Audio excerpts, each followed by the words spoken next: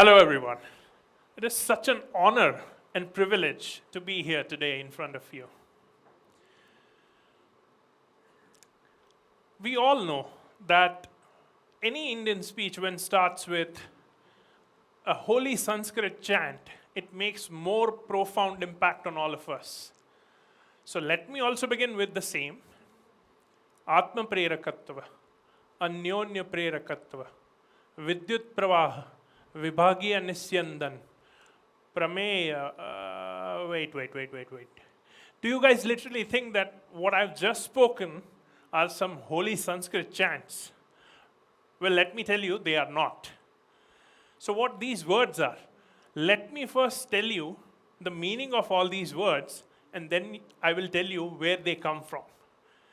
So, Anyonya Prerakatva is a physics concept called mutual inductance.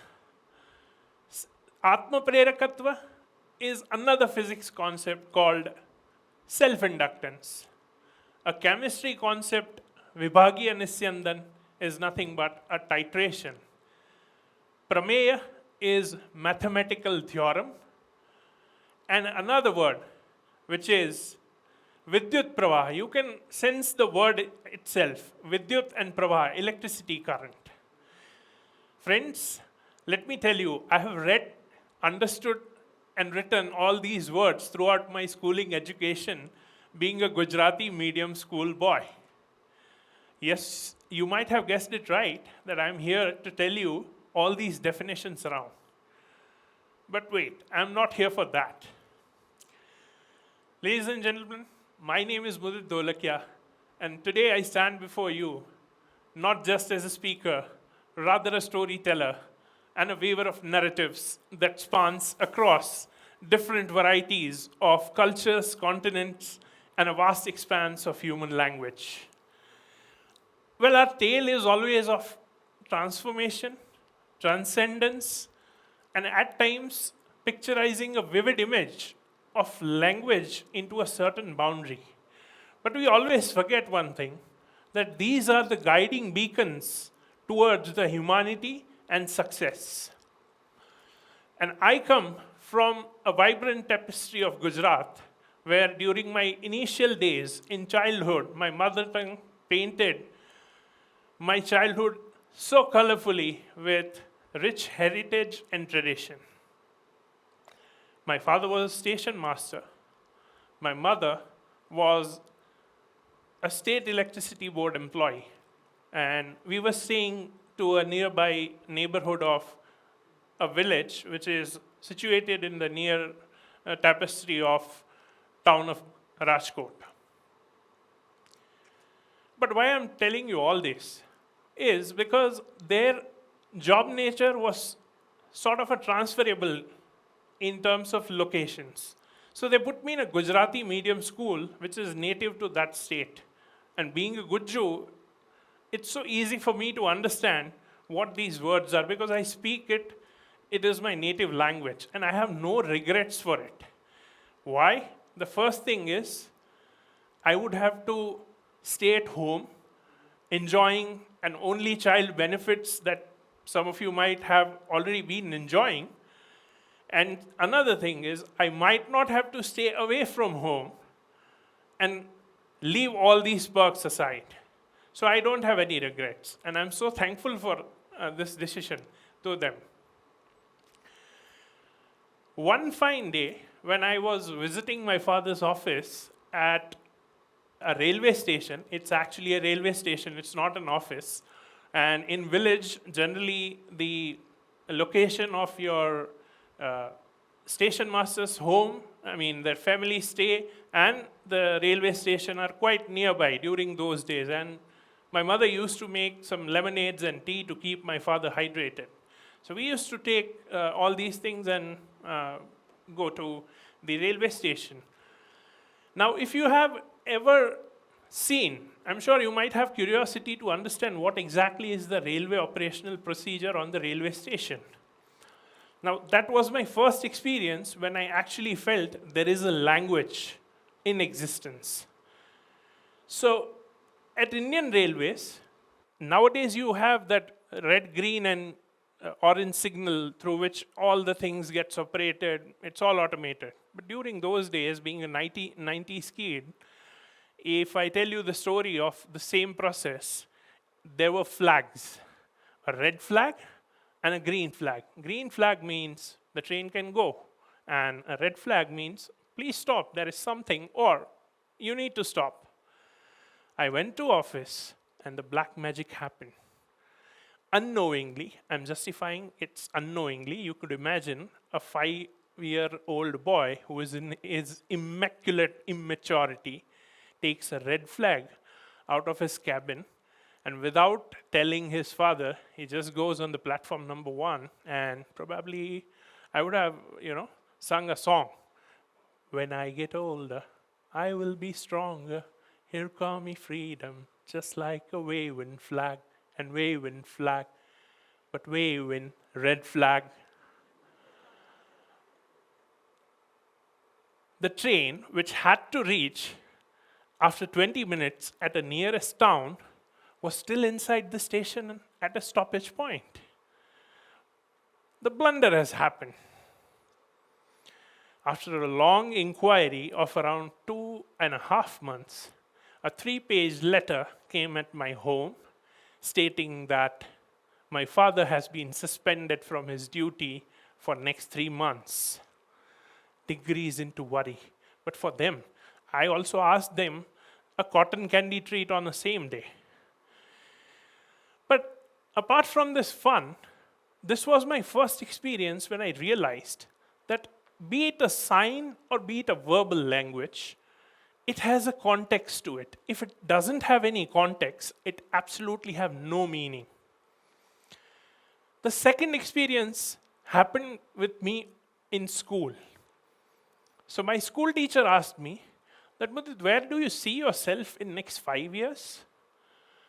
Now, everybody, I mean, all of us know that how to answer this question at this moment, but consider a guy who is 8 years old and who has completely contextless broken English, how he will answer this.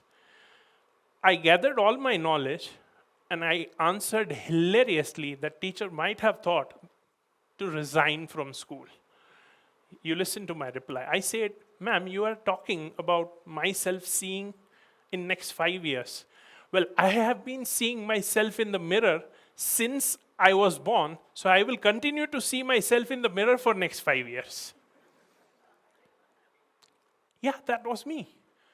And the same thing got carried forward into my college as well. Professors used to teach me on the blackboard. They used to draw something, write certain formulas. And at the same time, I used to take notes, and somehow, suspiciously, even the mobile phones were not allowed, I used to click and go back home. You just open the Gujarati-medium textbooks. Oh, yeah, this figure. Yeah, I know, yeah. And correlate everything. But what is so wrong in that? Do you really think that it is so much wrong that you can't understand a concept in your native language? But friends, let me tell you, the serious impact occurred on my examinations. Because I wasn't able to understood those concepts in time, I floundered badly in AIEEE and GATE. And these two are one of the prominent examinations for an engineer. And the journey doesn't stop there. I floundered badly in this examination. At the same time, when the placements came in, I could not crack any of them. I got many rejections. But did I stop there? Not at all. There was something that kept that relentless drive within me so ignited that I took that embrace of every stumble upon syntax, every noun's meaning which was lost during translation as a stepping stone towards the success and mastery. I knew that knowing some beautiful jargons and writing it in an essay manner won't be so much of help. But how we can ensure that this will help And that is the first time I realized that essence is something which takes precedence over accent. You do have a propensity of judging others by accent. That is not good. You should judge people by their essence. And every moment after that, I realized that this is a pivotal moment and we should celebrate the linguistic diversity among our schools, among our workplaces, among our communities. And those are the cornerstones for our society in terms of global humanity. The same thing, if I take into another way, where we show an empathy. In this context, empathy is nothing but showing courage for someone who is initiating a communication. And we are showing courage to listen to that. And at the same time, having that patience and openness to understand. Well, that will create a barrier into a bridge. So I followed the same path throughout my life and kept on converting all those walls and barriers into the bridges and considers those stepping stones, and came up to a level where I could speak a fine, fluent English. But again, what change we actually need in our society? So from the societal point of view, the change is required in our education systems, where we deliver multilinguistic championships. And at the same time, it does not over at the schooling level. It should get extended to the workplace as well. Because at a workplace, if we consider the multilingual champions as invaluable assets, then it will make more impact to an organization. But yet at the heart of it, it is today's topic, that is the exchange. The exchange is, in a way, is an act of giving and receiving. It's merely over the transaction of goods and services. So what is an exchange is to embrace new ideas, allowing people to weave those fabrics of small conversations and making it into the emotions. That's what the exchange is. Now, life throws us a lot of challenges around that exchange process as well. And one of them is a propensity to judge others based on their fluency.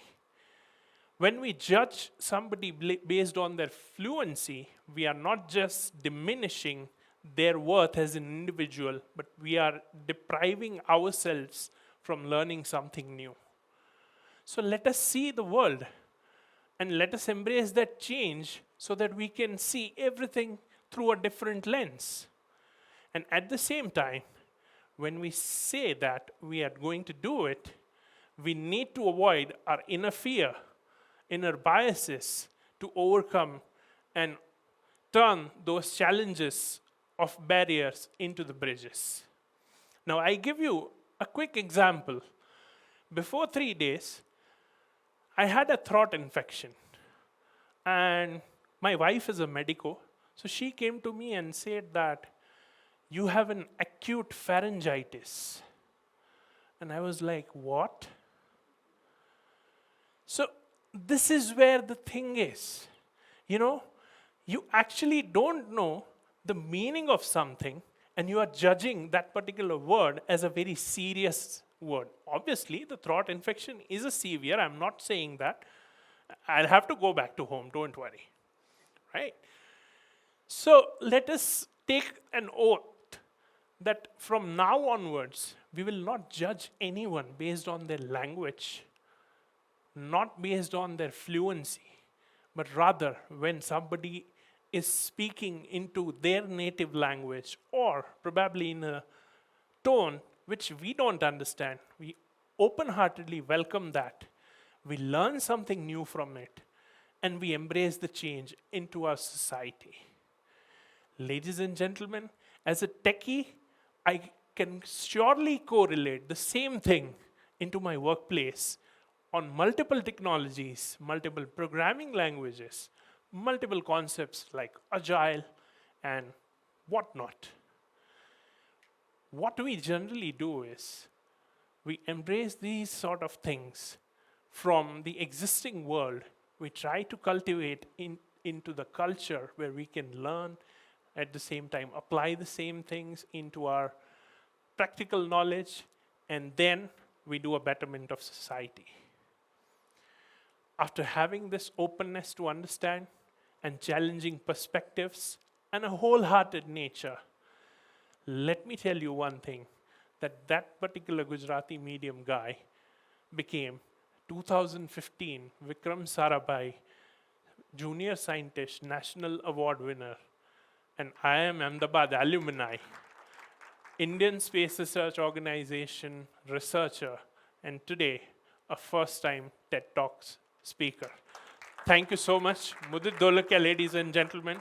Thank you for showing your patience. Wish you have a great day.